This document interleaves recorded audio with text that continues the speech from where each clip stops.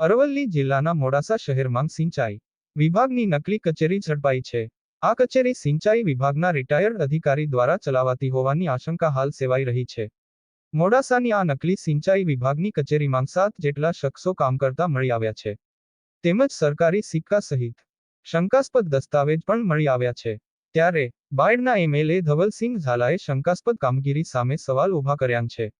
Modasa town પોલીસની team ઘટના સ્થળે પહોંચી આ અંગે વધુ તપાસ હાથ ધરી છે। મોડાસાના તિરુપતિ રાજ બંગલોમાં નકલી સિંચાઈ વિભાગની કચેરી ચાલતી હોવાનો ધારાસભ્ય ધવલસિંહ ઝાલાએ દાવો કર્યો છે। કચેરીમાંથી નકલી મેજરમેન્ટ બુક, નકલી સિક્કા બિલો વગેરે મળી આવ્યા છે। સમગ્ર મામલે સિંચાઈ વિભાગના અધિકારીઓ ઘટના સ્થળે હાજર હતા અને હાલ ટાઉન પોલીસ આ બાબતે તપાસ ચલાવી રહી છે। तरह से मुझे माहिती मिली थी कि यहाँ पे इस तरह का सिंचाई डिपार्टमेंट का कुछ ऑफिस चल रहा है। मुझे शंका है कि ऑफिस में जिस तरह से ब्लैंक बिल मिले हैं, एक पीस कंप्यूटर है, एमबी बुक है, जो एमबी बुक ऑफिस में ही रहती है, डी रिटायर्ड डी और चालू डी यहाँ हाजिर है। उसके सिवाय भी सिक्के भी यहाँ से उपलब्ध हुए हैं। 3 खाना भर के ब्लैंक एमबी बुक भी उपलब्ध है। 25-30 फाइलें यहाँ पे एक तिजोरी अभी लॉक की हुई है। इस तरह का माहौल जिस तरह से देखा है, मुझे पूरा शंका है कि यहाँ पे नकली तरह से बिल बनते थे, नकली बिल बना के नकली पैसे लिए जाते थे। माननीय भूपेंद्र भाई पारदर्शिता से काम कर रहे हैं, सरकार का काम कर रही है, यहाँ के कलेक्टर और एसपी भी यहाँ से विश्वास से काम कर रहे हैं, पर कोई कर्मचारी शायद यहाँ पर खुद के बचाव या खुद के घर को पैसे से भरने के लिए इस तरह का माहौल क्रिएट किया है। ये मैं पूरी तरह से जानता हूँ। मैं ये भी जानता हूँ कि मेरे पे आक्षेप भी हो सकते हैं किसी प्रकार के कि भाई ये पैसे के लिए कर रहे हैं, ये कर रहे हैं, पर प्रजा जानती है। इसीलिए मुझे निर्दलीय विधायक के रूप में यहाँ पे विजयी बनाया है, तो मेरी फर्ज है कि प्रजा को कहीं नुकसान न हो। बोलो। હું એનએલ પરમાર, કાર્યપાલક ઇજનેર, અરવલ્લી પંચાયત સિંચાઈ વિભાગ, મોડાસા। હાલ હું રનિંગ કર્મચારી છું અહીંયા કાર્યપાલક ઇજનેર તરીકે। હું છેલ્લા 8 મહિનાથી આ કચેરીમાં સર્વિસ કરી રહ્યો છું। મારા માટે આ પંચાયત વિભાગ છે નવું હતું, અત્યાર સુધી મેં સ્ટેટમાં જ નોકરી કરી છે।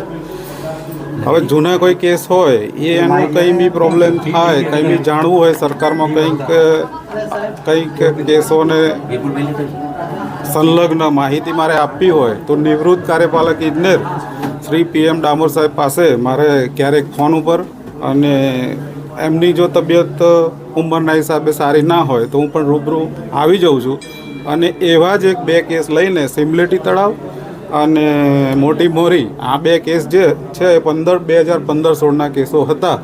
એ કેસમાં સરકારશ્રીમાંથી મને 2 દિવસમાં કીધું કે ભાઈ આનો જવાબ કરો। મારે એસી સાહેબ, મારા અધિક્ષક ઇજનેરશ્રી સાહેબ જોડે મારે આજે પણ વાત થઈ, ગઈકાલે પણ વાત થઈ, અને એ સાહેબે પણ જે કંઈ સુધારવાનું સુધાર્યું હતું, મેં મારો જવાબ મારી રીતે કર્યો હતો, પણ એમાં ખૂટતી કરતી જે કંઈ બાબતો હતી એમબીને લગતી એ બાબતો પછી મને બહુ આઈડિયા ના આવ્યો, એટલે મારે જૂના કાર્યપાલક ઇજનેરશ્રી જે હતા એ મારા આગળ 8-1 મહિના પહેલાં જ રિટાયર થયેલા છે, તો મારે એમને પૂછવાની ફરજ પડે છે।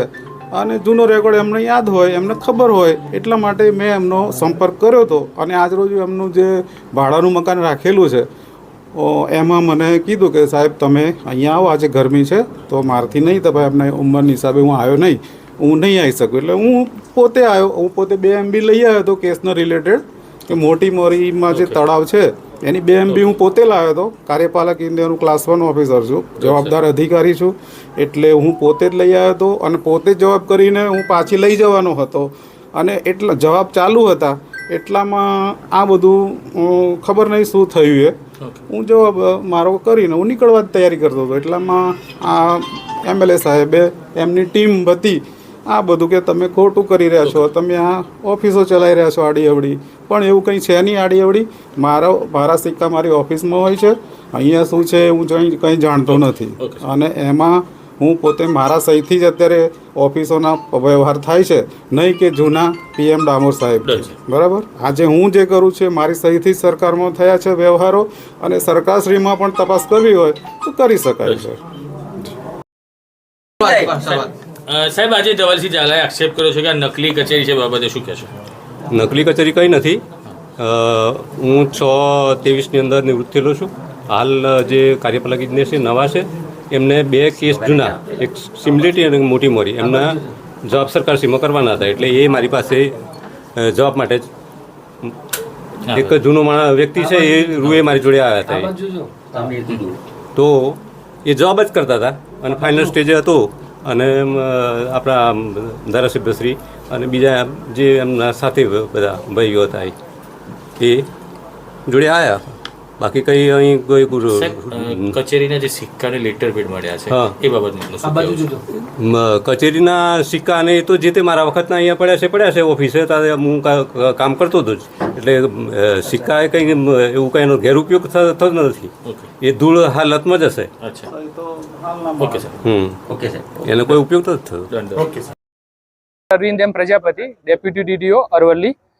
માન્ય ધારાસભ્યશ્રીના ટેલિફોનિક સમાચાર મળતા માન્ય જિલ્લા વિકાસ અધિકારી સાહેબશ્રી અને આરએસી સાહેબની સૂચનાથી અમે સ્થળ ઉપર હાજર છીએ અને માન્ય ધારાસભ્યશ્રીની હાજરીમાં, મીડિયાની હાજરીમાં સ્થળ ઉપરથી જે કંઈ પણ મળ્યું છે એનું અમે રોજકામ કર્યું છે અને એને અમે અહીંયા કસ્ટડીમાં લીધું છે અને એના આધારે અમે ત્યાં ઉપર મોકલીશું અને ઉચ્ચ કક્ષાએથી જે કંઈ પણ તપાસ કમિટી કરી અને નિયમ અનુસાર કાર્યવાહી કરવાની થશે એ અમે કરીશું. શું મળી આવ્યું સાહેબ આજે?